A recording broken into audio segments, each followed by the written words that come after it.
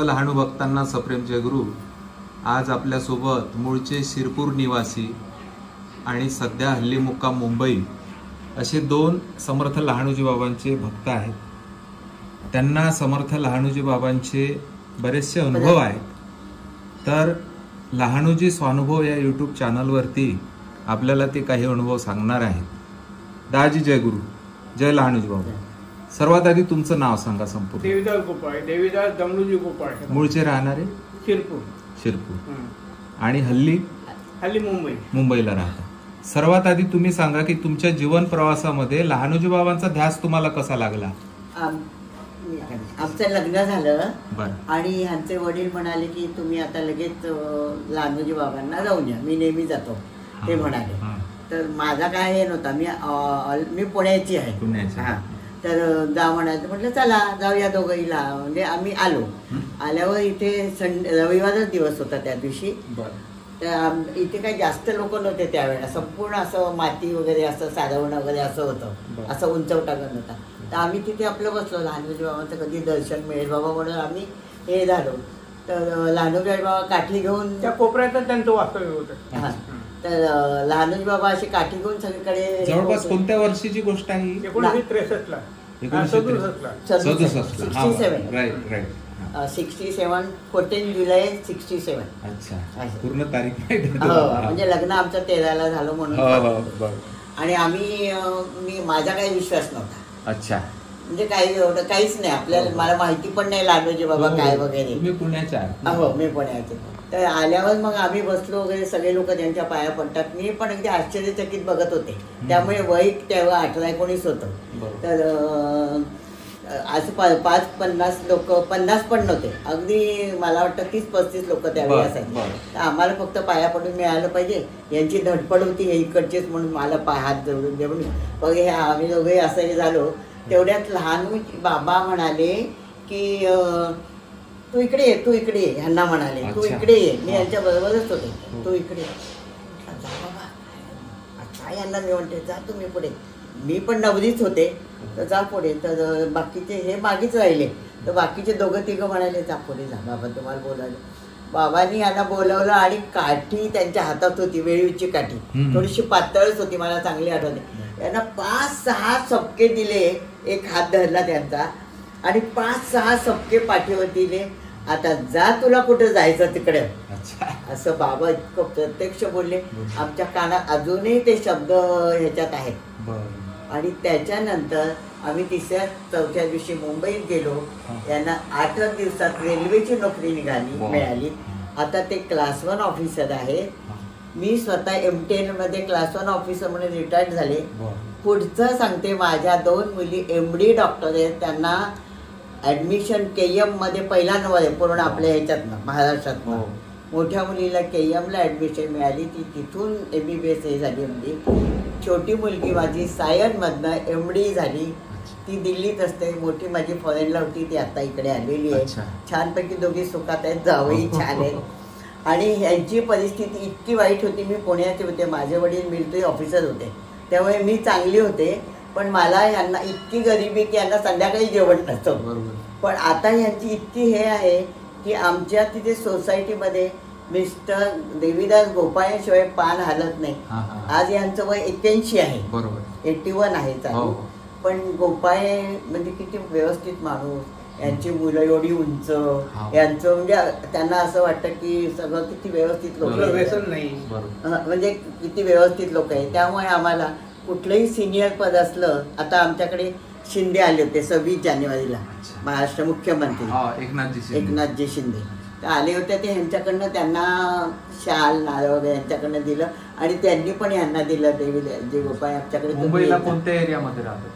आम्ही कळव्याला राहतो. कळवा, ठाणा. अगदी ठाणा आम्हाला 5 मिनिटामध्ये असं इतके आम्ही. आणि आम्हाला बाबांनी खूप दिलं. आम्ही दरवर्षी येतोच. आणि मुद्दाम आता सकाळपासून एवढं ऊन आहे, आम्हाला जायचं म्हटलं सकाळी आम्ही 6ला आधी ज्यांच्याकडे उतरलो त्यांना आधी आम्हाला तिकडे जायचं. मग आम्ही कसं बस आवरलं. आम्ही काही अमरावतीला उतरले का? नाही, आम्ही आता अमरावतीला जाणार आहोत. एक आमचे नातेवाईक आहेत त्यांच्याकडनं आम्ही बसणार आहोत. कारण आम्हाला तिकीट आजच पाहिजे होतं, तर मिळालं नाही. अच्छा 13चं मिळालं. बरं म्हणून आम्ही 13ला निघणार आहोत, तर आम्ही त्यांच्याकडे 2 दिवस राहू बरं. असा विचार. तर आम्हाला म्हणजे आम्ही येतो, यांच्या पाया पडून जातो. मुलींच्या बाबतीत आम्ही हे आम्हाला खूप छान अनुभव. आणखीन काय अनुभव पाहिजे? बरोबर. आमची 2 मुंबईत आता यांचे ब्लॉक आहेत आमचे छानपैकी. आम्हाला त्यांचं भाडं येतं. आम्ही 2 ब्लॉक आहे आणि समाधान आहे, आनंदी आहे. खूप आम्ही आनंदी इतके आनंदी आहोत की आम्हाला समाजाकडनं पण आम्हाला चांगलं हे चांगला मिळतं. मान.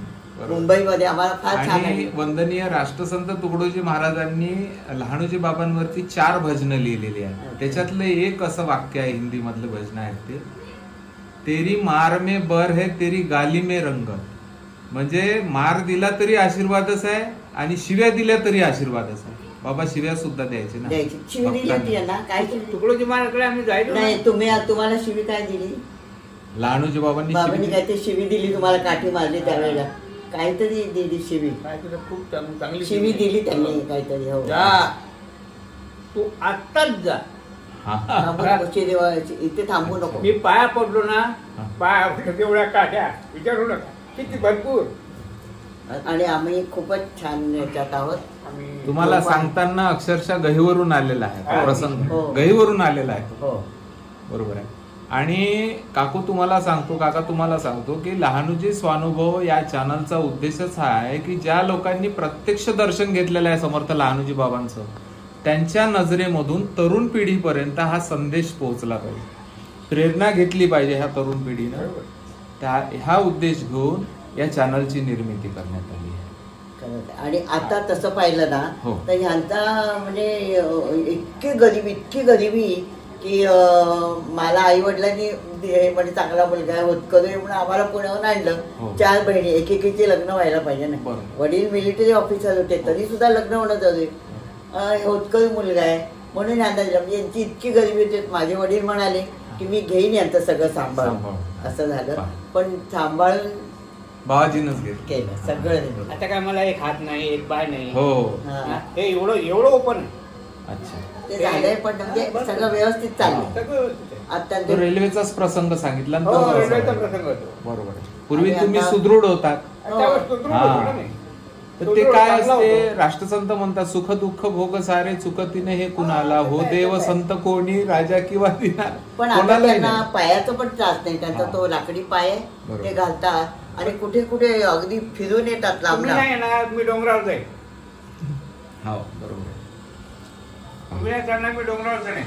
आता तुम्हाला अलीकडे संस्थांच्या बाबतीत सांगतो की अलीकडेच संस्थांनी एक ड्रीम प्रोजेक्ट हाती घेतलेला आहे हा. की येणारे जे भक्त आहेत, तुम्ही आले, तुम्हाला वाटलं की मला मुक्काम करावाचा आहे, तर त्या काळातल्या तत्कालीन काळातल्या रूमा आहेतच इथे, भक्त निवास आहे, पण तो अपुरा पडतो आहे. आणि अत्याधुनिक सुविधायुक्त एखादं प्रसादालय इथे व्हावं बा, तिथे मेडिटेशन हॉल व्हावा, असा 3 मजली हॉल इथे होणार आहे. तर त्याकरता मी तुम्हालाच नाही, सगळ्या लहान भक्तांना आपल्या चॅनलमधून आव्हान करत असतो की यथाशक्ती, फुल नाही फुलाची पाकळी, तुमच्या इच्छेनं. बाबा असे काही कोणाला पैसे मागत नव्हते, जबरदस्ती करत नव्हते. फुल नाही फुलाची पाकळी त्या कार्यासाठी, आपल्या पुढल्या पिढीसाठी त्याला एक सहकार्य करावं, फुल नाही फुलाची पाकळी अर्पण केली पाहिजे बा, असं एक आव्हान तुमच्या या मुलाखतीच्या माध्यमातून सगळे इतर लहान भक्त जे पाहत असतात आपलं चॅनल लहानोजी स्वानुभव. आज जवळपास 685वा एपिसोड आजचा आहे. तुम्ही कल्पना करा की किती लहान भक्तांच्या मुलाखती झाल्या असाव्या.